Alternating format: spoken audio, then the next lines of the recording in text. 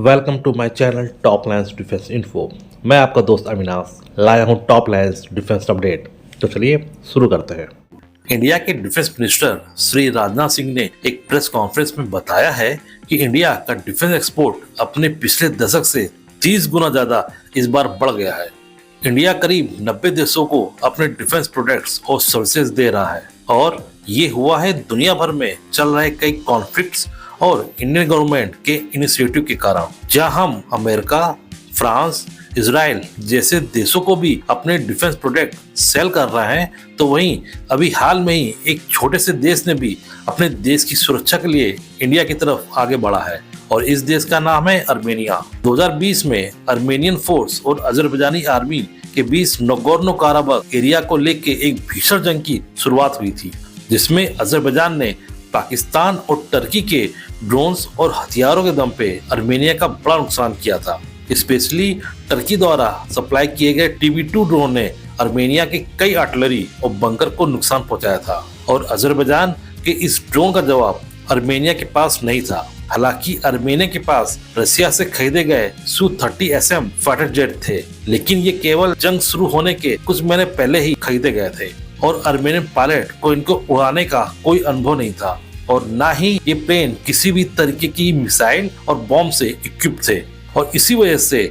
Armenia इनका use जंग में कर ही नहीं पाया। इसके अलावा अर्मेनिया और रशिया के बीच एक डिफेंस एंड सिक्योरिटी डील हुई थी, जिसके तहत अगर अर्मेनिया के ऊपर हमला होता है तो रशिया भी अपने हथियारों और फुट सोल्जर्स को अर्मेनिया के तरफ से लड़ने भेजेगा, लेकिन इस जंग में रशिया द्वारा किसी भी तरीके की मदद नहीं दी गई। नतीजन अर्मेनियन आर्मी जो उम्मीद रशिया से करके बैठी थी, उसी के ना पूरे होने के कारण अर्मेनिया नगोर्नो काराबाख का काफी हिस्सा हार गई। इस जंग के तुरंत बाद ही अर्मेनियन गवर्नमेंट ने एक नए और भरोसेमंद डिफेंस पार्टनर की खोज शुरू की, जो कि मुश्किल समय में अर्मेनिया का साथ दे सके। इधर जब से मोदी गवर्नमेंट आई है, उसने एक तरफ तो कई देशों के साथ संबंध बनाना शुरू किया था और साथ ही साथ इंडिया के डिफेंस सेक्टर को भी बूस्ट करना चालू कर दिया था। मेक इन इंडिया इनिशिएटिव के तहत मोदी गवर्नमेंट ने कई नए डिफेंस प्रोजेक्ट को शुरू किया, तो पिछले कई प्रोजेक्ट को और तेजी से डेवलप करने पर भी जोर दिया। अर्मेनिया ने भी इंडिया की तरफ दोस्ती का हाथ बढ़ाया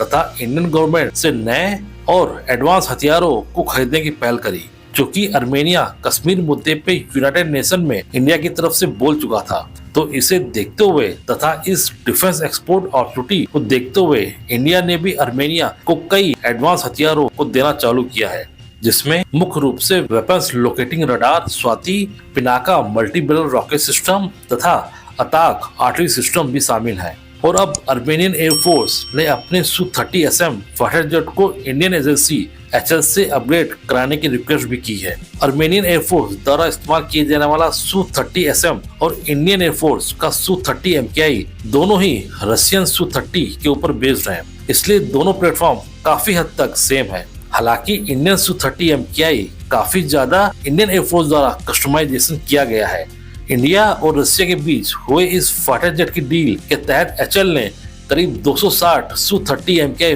फाइटर जेट को इंडिया में ही बनाया था और इस तरीके से HAL के पास इन फाइटर जेट को बनाने का और इसके सॉफ्टवेयर में चेंज करने का अच्छा खासा अनुभव है और अर्मेनिया इसी अनुभव का इस्तेमाल अपने 4 Su-30SM जेट को अपडेट करवाने में करना चाह रहा है। अर्मेनियन एयरफोर्स के चीफ के अनुसार वह DoD द्वारा बनाई गई अस्त्र मिसाइल को भी अपने फाइटर जेट में इंटीग्रेट करवाना चाह रहा है। इंडियन गवर्नमेंट को ये पता था कि जिस प्रकार रशिया ने ऐन मौके में अर्मेनिया को धोखा दिया है, उससे कभी न कभी अर्मेनिया अपनी एयरफोर्स की जरूरत के लिए इंडियन एयरफोर्स के पास जरूर आएगी। क्योंकि अर्मेनिया के पास कोई दूसरा ऑप्शन नहीं है, तो उसने भी इंडियन एयरफोर्स की इतनी बड़ी संख्या में Su-30 MKI को देखभाल करने का जो एक्सपीरियंस है, उसका फायदा लेना चाह रहा है तथा अपने फाइटर पायलट्स को भी इंडियन एयरफोर्स द्वारा ट्रेन करवाने की रिक्वेस्ट की है और साथ ही साथ अपने छोटे से फ्लीट की मेंटेनेंस का जिम्मा भी इंडियन एयरफोर्स को लेने को बोला है। अर्मेनियन एयरफोर्स सिर्फ अस्त्र मिसाइल ही नहीं, बल्कि कई तरीके के गाइडेड बॉम्ब जो कि ऑलरेडी इंडियन Su-30 MKI में यूज हो रहे हैं,